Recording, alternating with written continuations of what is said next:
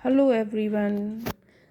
हाँ, आज हम आपको बताएंगे कि कैसे टूर की फ़ाइल तैयार करते हैं। कुछ बच्चों को समस्या होती है तो मैंने सोचा कि आज टूर की फ़ाइल तैयार करना आपको दिखा दें। मैंने आज फ़ाइल तैयार की है, उसको आप देख करके सीख सकते हैं कि कैसे फ़ाइल तैयार की जाती है। तो ये देखिए, ये आपका फ्रंट पेज है। इस फ्रंट पेज में आपको ऐसे लिखना है शैक्षिक भ्रमण, स्थान का नाम, डेट और आपका नाम किसके द्वारा तैयार की गई है। उसके बाद निर्देशक, जो भी टूर में आपके टीचर्स गए हों और सहयोगी गए हों, उनका नाम। फिर उसके बाद जिस विद्यालय से हैं आप, उस विद्यालय का नाम, और उसमें साथ में आप ब्रैकेट में उस राज्य का नाम लिख सकते हैं। और जिस संस्था से संबद्ध है आपका महाविद्यालय है या जो भी यूनिवर्सिटी है, उसका नाम लिख सकते हैं। ठीक है। इसके बाद हम आते हैं नेक्स्ट पेज पे, जिसमें हम डालेंगे रूपरेखा। रूपरेखा में आपके इतने पॉइंट्स हमने दे रखे हैं। पहला पॉइंट है आभार प्रदर्शन, दूसरा है प्रस्तावना, तीसरा है भ्रमण कार्यक्रम, फिर चौथा है शिक्षा में भ्रमण महत्व एवं उद्देश्य।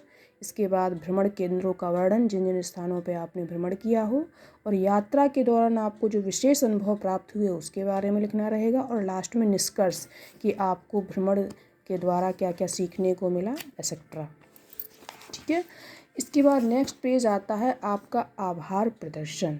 आभार प्रदर्शन में क्या होता है कि इसको किस तरह से लिखना है आप देख सकते हैं। स्पष्टता इसमें जैसे दिया गया है, कितनी स्टार्टिंग की गई है। जैसे लिखा है, किसी भी कार्य को की सफलता उससे संबंधित व्यक्तियों के सहयोग पर ही निर्भर करती है। प्रस्तुत कार्य में भी उसी सहयोग का परिणाम है, अतः मैं उन सभी के प्रति आभार के 2 शब्द सुमन प्रस्तुत करना चाहूँगी। एक अध्यापक पुरुष है तो उसके हिसाब से कर लीजिए।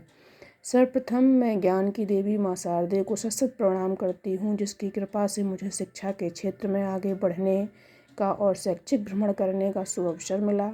माँ शारदे के उपरांत मैं अपने तिलक महाविद्यालय के बहुमुखी प्रतिभा के धनी प्राचार्य डॉक्टर रवि कुमार और कुशल व्यवस्थापक डॉक्टर वीना पांडे, डॉक्टर विकास दुबे, डॉक्टर DS त्रिपाठी व डॉक्टर पल्लवी सिंह, नम्रा उस्मानी, डॉक्टर अनुराग द्विवेदी, उन समस्त हर टूर प्रभारी के प्रति मैं विशेष आभार व्यक्त करती हूँ कि हमारे इस शैक्षिक भ्रमण के दौरान कष्ट सहते हुए भी समुचित व्यवस्था एवं उत्तम निर्देशन देकर हमारा मार्ग प्रशस्त किया। उनके मधुर एवं वात्सल्यमय व्यवहार के लिए मैं सहृदय आभारी हूँ। तो इस प्रकार से आपको लिख लेना है आभार प्रदर्शन में। फिर उसके बाद अगर आप चाहें तो अपने माता पिता के लिए लिख सकते हैं। इन्हीं के साथ मैं अपने पिता श्री ब्रजेंद्र पाल सिंह, माता श्रीमती रश्मि कुशवाहा की सहृदय आभारी हूँ, जिन्होंने मुझे इस पर्यटन यात्रा पर अपने सहपाठियों गुरुजनों के साथ जाने की सहर्ष अनुमति प्रदान की।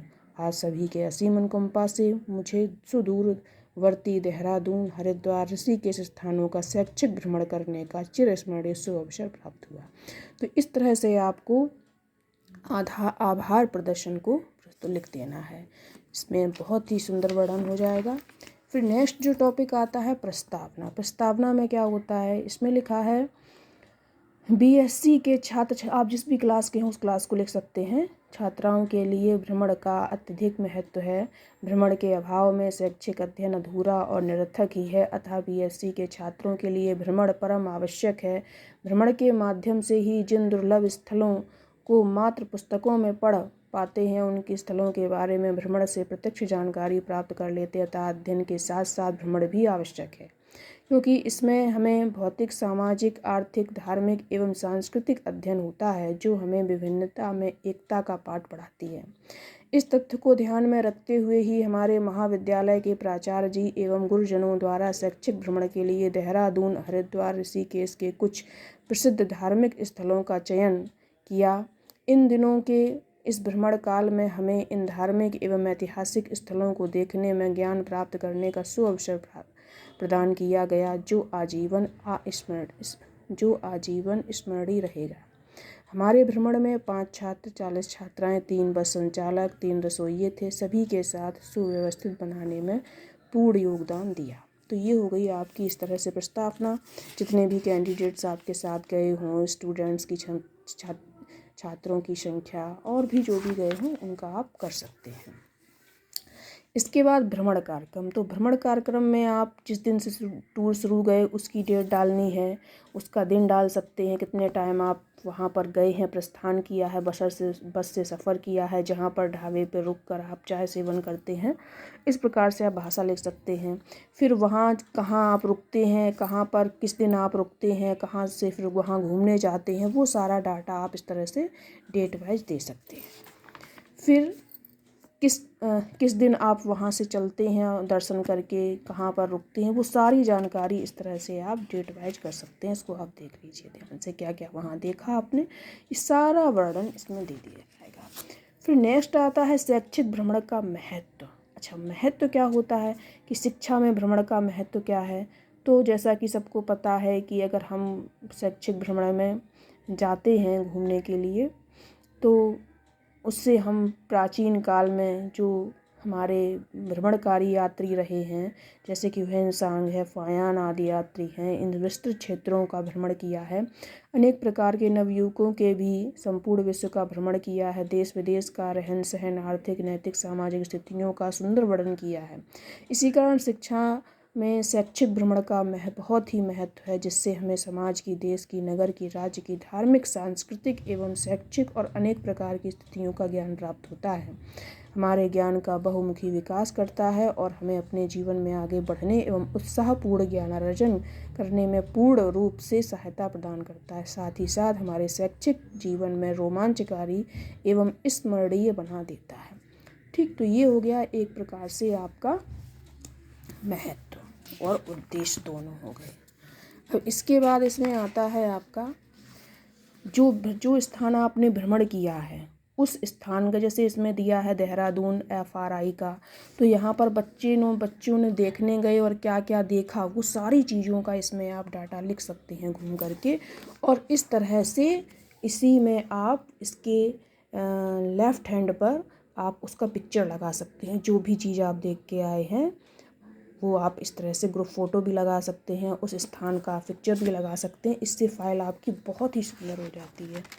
फिर इसके बाद जो नेक्स्ट चीज़ आती है वो ये होती है, दूसरा स्थान जो आपने घूमा उसका वर्णन पूरा लिख दिया आपने बाकायदा, और उससे रिलेटेड आप यहाँ पिक्चर लगा देंगे, तो इससे आपकी फ़ाइल बहुत ही सुंदर हो जाएगी।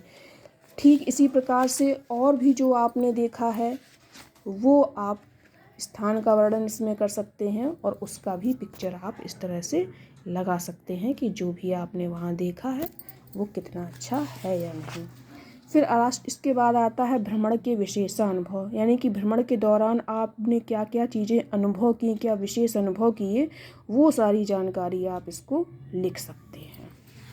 और इसके बाद अंत में फिर आता है निष्कर्ष। निष्कर्ष कैसे लिखना है? निष्कर्ष में लिखना है कि भ्रमण कैसा भी हो वो ज्ञान की वृद्धि करने वाला प्रमुख साधन होता है, जिसकी सहायता से हम विचार विभिन्न राष्ट्रों, राज्यों, ऐतिहासिक स्थलों, आचार विचार, विशिष्ट वस्तुओं और जितना सुंदर और पूर्ण ज्ञान प्राप्त कर सकते हैं उतना अन्य किसी साधन से नहीं।